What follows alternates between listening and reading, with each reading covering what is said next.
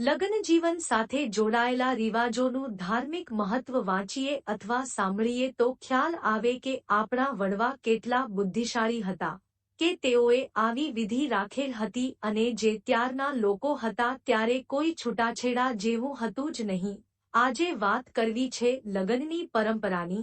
ભારતીય સનાતન હિન્દુ ધર્મમાં લગ્નની જે પદ્ધતિ છે તે પ્રમાણેની પદ્ધતિ વિશ્વના એક પણ ધર્મમાં નથી.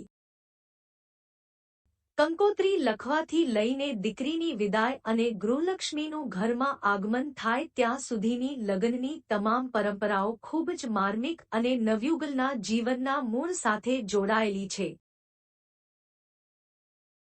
ભારતીય સંતાન હિન્દુ ધર્મમાં લગ્નની જે પરંપરા અને રીત દર્શાવવામાં આવેલી છે તે ખરેખર અદ્ભુત છે. ત્રેતા યુગમાં ભગવાન રામ અને દ્વાપર યુગમાં ભગવાન શ્રી કૃષ્ણના લગ્ન જે પરંપરા અને મંત્રોચ્ચાર દ્વારા થયા હતા તે જ પરંપરાથી આજના સમયમાં યુગલો પણ લગ્નના બંધનમાં બંધાય છે. માણસના જન્મથી લઈને તેના મૃત્યુ સુધી તેને 16 સંસ્કારો આપવામાં આવે છે અને આ 16 સંસ્કારો પૈકીના એક સંસ્કાર એટલે વિવાહ સંસ્કાર. લગ્ન એટલે માત્ર બંધન જ નહીં પરંતુ જન્મ જન્માંતર સુધી એકમેકનો સાથ આપવાનું વચન. લગ્ન એટલે માત્ર બે વ્યક્તિઓનું જ નહીં પરંતુ બે આત્માઓનું મિલન. સમયની સાથે માણસોના વિચારો પણ બદલાયા છે. એટલે કેટલાક લોકો એવું માને છે કે લગ્ન કરવાથી માણસ બંધાઈ જાય છે, પરંતુ હકીકત એ છે કે લગ્ન કરવાથી માણસ બંધાતો નથી પરંતુ સંધાય છે. લગ્ન બાદ જે જીવનસાથી તેના જીવનમાં તેનો સાથ આપવા આવે છે તે જીવનસાથી માત્ર તેની પત્ની નથી હોતી પરંતુ તેના ઘરની ગૃહલક્ષ્મી હોય છે. આપણે ત્યાં લગ્ન બાદ દીકરાની પત્ની બનીને જે લક્ષ્મી ગૃહમાં પ્રવેશ કરે છે તેને પુત્રવધૂ કહેવામાં આવે છે. પુત્રવધૂ એટલે જેનું મહત્વ પોતાના પુત્ર કરતાં પણ વધુ છે. તે પુત્રવધૂ લગ્ન પ્રસંગે થતી વિવિધ વિધિઓ આપણે નિહાળીએ છીએ, પણ તે બધાનો શું અર્થ હોય છે તે જાણવું પાંચન જરૂરી છે. વરરાજા જ્યારે પરણવા આવે ત્યારે તેમને પોખવામાં આવે છે. આ વખતે લાકડાના બનાવેલો નાનો રવિયો, મુશળ ધૂંસરી, તરાક વરરાજાના માથેથી ઉતારે છે અને પગથી કોડિયું ભંગાવી પ્રવેશ કરાવે છે. આનો શું હેતુ છે, શું રહસ્ય છે, તેમજ બીજી વિધિઓનો શું અર્થ હોય છે, આ તમામ બાબતો પર એક નજર કરીએ. લગ્ન એટલે બે વ્યક્તિઓનું મિલન.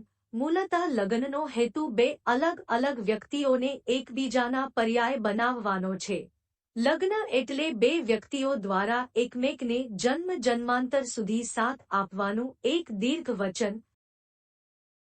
વરઘોડો એટલે ઇન્દ્રિયોના ઘોડાને અંકુશમાં રાખવા માટેની ચેતવણીનું પ્રથમ પગથિયું. પોખણો વરરાજા જ્યારે જાન લઈને કન્યાના આંગણે પરણવા માટે આવે ત્યારે કન્યાની માતા દ્વારા વરરાજાને પોખવામાં આવે છે. કન્યાની માતા જે વસ્તુથી વરરાજાને પોખે છે તેને પોખણો કહેવામાં આવે છે. પોખણામાં 4 લાકડાની દંડિકાઓ હોય છે જેને રવિયો, મુશળ, ઘૂંસરી અને તરાક કહેવામાં આવે છે.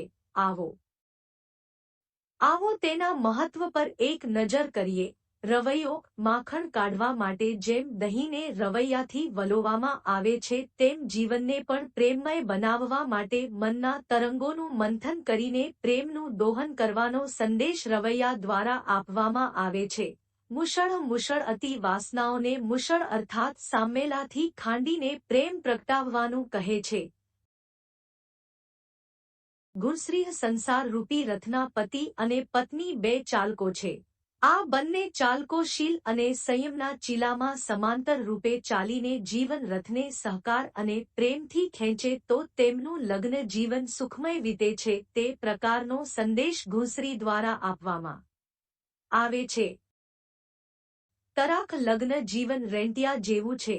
પતિ અને પત્ની રૂપી બે ચક્રને પ્રેમની દોરી વડે આ તરાકને બંધાયેલા અને ફરતા રાખે તો જ સ્નેહરૂપી સૂતર નીકળે તેમ કહેવાનો ભાવ તરાક દ્વારા આપવામાં આવ્યો છે. આ પ્રકારે જમાઈ રાજાને પોખવા આવનાર સાસુ વરને માંડવામાં આવતા પહેલા સાવધાન કરે છે અને વર તેનો જવાબ સંપુટ તોડીને આપે છે. સંપુટ કન્યાના માતા દ્વારા વરને પોંખી લીધા પછી બે કોડિયાના સંપુટને પગ તળે ભાંગીને વર માંડવામાં પ્રવેશ કરે છે. આના દ્વારા વર કહેવા માંગે છે કે તમારી ચેતવણીને હું સમજ્યો છું, પણ મારા એકલાની આશા, ઈચ્છા અને અરમાનો પર હવે હું નહીં ચાલું. અહીંયા તેનો ભાંગીને ભૂક્કો કરું છું. હવેથી અમારા બંનેની આશા, ઈચ્છા અને અરમાનો એક હશે. તે જ પ્રમાણે અમે બંને પતિ પત્ની અમારી જીવન યાત્રા કરીશું. વરમાળા ફૂલના હારથી વરકન્યા અરસપરસનું સ્વાગત કરે છે, પણ ગોરબાપા સૂત્રની એક આંટી બંનેના ગળામાં પહેરાવે છે. આમ એક જ હારથી બંનેના હૈયા એક કરવાનો પ્રયાસ છે. હસ્તમેળાપ લગ્ન વિધિનું મુખ્ય અંગ છે. પોતાની પુત્રીનો હાથ મા બાપ વરરાજાને સોંપે છે અને વરરાજા તેનો સ્વીકાર કરે છે. આ વિધિને પાણીગ્રહણ વિધિ પણ કહેવામાં આવે છે અને હસ્તમેળાપ માત્ર હસ્તમેળાપ ન રહીને હૈયામેળાપ બની જાય છે. આ વિધિથી વરઘોડિયાના દેહમાં ઝણઝણાટી જાગે છે અને બંનેના હૈયામાં એકબીજા પ્રત્યે આત્મીયતા પ્રગટે છે. તો આ સાથે જ જાનૈયા અને માંડવિયાના મન પણ આનંદ અને ઉલ્લાસથી નાચી ઉઠે છે. મંગળ ફેરા લગ્નના 4 ફેરા દ્વારા ઋષિમુનિઓ ખૂબ જ મહત્વપૂર્ણ સંદેશ આપ્યો છે. લગ્નના 4 ફેરા ધર્મ, અર્થ, કામ અને મોક્ષના ફેરા હોય છે. લગ્નના 4 ફેરા પૈકી 3 ફેરામાં પુરુષ આગળ હોય છે અને ચોથા ફેરામાં કન્યા આગળ હોય છે. તેનું પણ અલૌકિક મહત્વ રહેલું છે. આવો આ 4 ફેરાના મહાત્મ્યને પણ સમજીએ. પહેલો ફેરો ધર્મનો. લગ્નના 4 ફેરામાં પહેલો ફેરો ધર્મનો હોય છે. સ્ત્રીના પિયરમાં ગમે તે ધર્મનું પાલન કરવામાં આવતું હોય, પરંતુ પરણ્યા પછી પતિ જે ધર્મ પાળતો હોય તેને જ પત્ની અનુસરે છે. અને આ સિવાય પતિ પ્રત્યેના ધર્મો, કુટુંબ પ્રત્યેના ધર્મો, ઘરના વડીલો પ્રત્યેના ધર્મો, સંતાનો પ્રત્યેના ધર્મો, સગા સંબંધી અને સમાજ પ્રત્યેના ધર્મો પણ પત્ની પતિની આજ્ઞા અને ઈચ્છાસહ પાળે છે.